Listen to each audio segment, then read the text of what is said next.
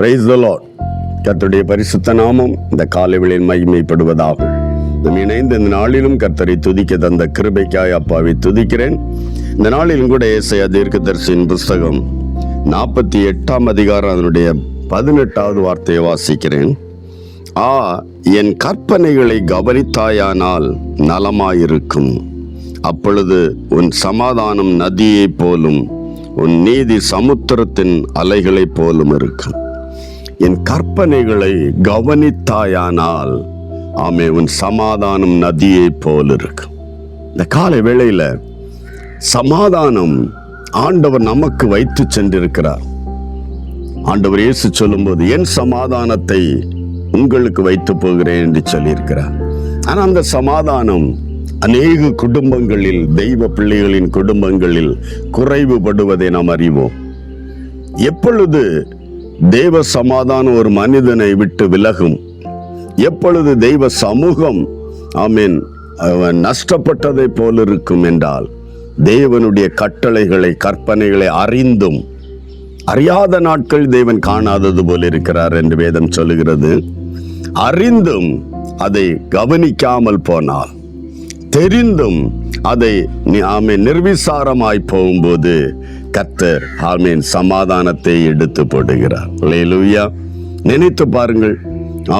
எந்த இடத்துல சமாதானம் நஷ்டப்படுகிறதோ அந்த இடத்தில் தெய்வ பிள்ளை தேவ கட்டளைகளை கற்பனைகளை கவனிக்காமல் போவது, கண்டுகொள்ளாமல் போகுது, கண்டும் காணாமல் போவது. இந்த கால வேளையில சமாதானம் குறைபட்ட தெய்வ பிள்ளைகள், குடும்பங்கள் இந்த வார்த்தையை கேட்கிறீர்களா? உங்கள் வாழ்க்கையில் கர்த்தர் சமாதானத்தை, உலகம் தரக்கூடாத, உலகத்தால் எடுக்க முடியாத சமாதானத்தை தான் வைத்து சென்றார். ஆனால் ரட்சிக்கப்பட்ட ஆரம்ப நாட்களில் நம்முடைய வாழ்க்கையில் தெய்வீக சந்தோஷம், மகிழ்ச்சி, ஆனந்தம் எந்த இடத்திலையும் அது பிரதிபலித்தோம். இன்று ஒடுங்கி போகிறது என்ற ரகசியம் அன்று ஆரம்ப நாட்களில் கற்றுக்கொண்ட அந்த கட்டளைகளை, வார்த்தைகளை ஏற்றுக்கொண்டோம், செயல்படுத்தினோம். இன்றைக்கு செயல்படுத்த முடியாமல் கவனிக்காமல் போகிறோம். அதனால தான் ஆண்டவர் சொன்னார், என் கற்பனைகளை கவனித்தாயானால் நலமாயிருக்கும். அப்பொழுது உன் சமாதானம் நதியை போல வரும். இந்த கால வேளையில சமாதானம் குறைந்து போன எந்தெந்த தெய்வ பிள்ளைகள், குடும்பங்கள் இந்த வார்த்தையை கேட்கிறீர்களோ, எந்த கற்பனையை அறிந்தும் விலகி போனோம் என்பதை சிந்தித்து பாருங்கள். அந்த கற்பனைகளை கவனிக்கும் போது கவனிக்கணும்னு என்ன அர்த்தம்? அறிந்த அந்த கற்பனையில் படி நடந்து கொள்ளும் போது கர்த்தர் நஷ்டப்பட்ட அந்த சமாதானத்தை கொஞ்சம் நஞ்சமாக அல்ல நதியளவாய், ஹல்லேலூயா. இந்த காலவெளியில் அப்படிப்பட்ட ஒரு ப்ராமிஸ், உன் சமாதானம் நதியளவாய். இந்த காலவெளியில் அப்படிப்பட்ட ஒரு ஆசீர்வாதமான சமாதானத்தை கர்த்தர் நமக்கு வைத்திருக்கிறார். ஆண்டவரை நோக்கி பார். எந்த இடத்துல விழுந்தோம், எந்த இடத்தில் தேவ கட்டளைகளை கற்பனைகளை அறிந்தும் கவனிக்காமல் கண்டுகொள்ளாமல் போனோம், ஹல்லேலூயா. அந்த காரியத்தை நினைவு கூர்ந்த ஆண்டவரிடத்தில் இப்பொழுது, ஆண்டவரே, அந்த கற்பனைகளை நான் அறிந்தும் கவனிக்காமல் போயிட்டேன், கண்டுகொள்ளாமல் போனேன், மன்னியும், நான் அந்த வார்த்தையில் முடி நடந்து கொள்வேன் என்று ஒப்பு கொடுங்கள்.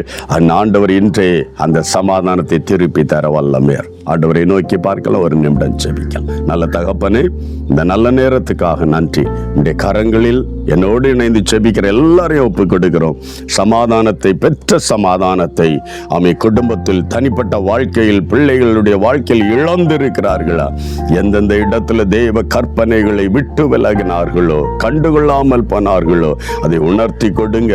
அவர்கள் அது மறுபடியும் ஆண்டவரே அதை சீர்தூக்கி பார்த்து செப்பனிட்டு தன் வாழ்வில் மறுபடியும் தேவனுடைய சமாதானத்தை சுதந்தரித்துக் கொள்ள, நதியளவாய் சுதந்தரித்துக் கொள்ள உதவி செய்யும். கர்த்தர் இப்படி செய்யப்படுறதுக்காக நன்றி. இயேசுவின் நாமத்தில் பிதாவே, ஆமென். கர்த்தருடைய கற்பனைகளை கவனித்துக்கொள், கவனித்து பார். ஆமென். சமாதான நதியளவாய் உன் வாழ்வில் நிறம். God bless you. Praise the Lord.